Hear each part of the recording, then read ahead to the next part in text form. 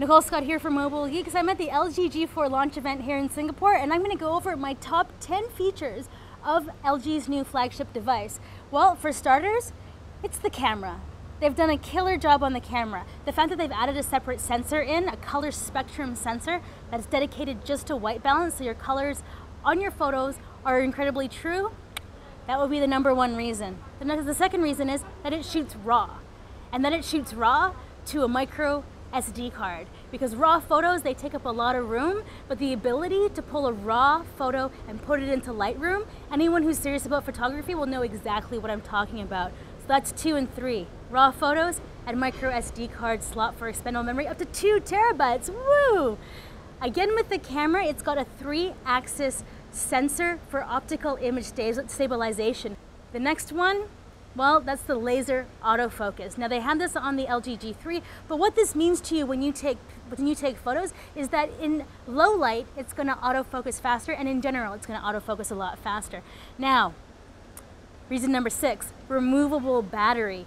Totally love the fact that you can swap that in and out. The unique leather back is a definite plus.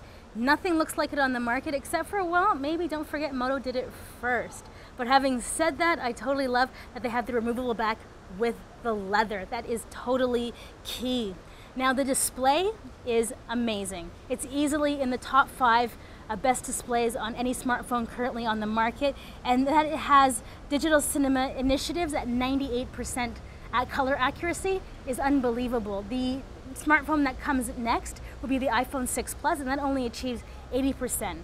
It's 20% brighter and has 25% more accurate colors than the LG G3 did. So this display is amazing. 2560 by 1440, I can't say enough good things about it. Now it has a curve. This is a curved smartphone. Now it's not flexible like the LG G Flex, but it is curved. And that makes it a lot more beautiful and a lot more rugged. And there's no flex to it, but there is the increased durability benefits that you get with a curved display. Wireless charging. Once you've lived with it, you cannot live without it. Cannot say enough good things about that. And the other added bonus, this is just a number 11 little plus, the fact that they have that ergonomic button on the back, that's good for righties and lefties. So I can't really count that as a feature because there aren't that many people who are left-handed. So those are my top 10 features for why I totally love the LG G4. But let me just tell you what I think it's missing. Quick charge, bullshit that it doesn't have that.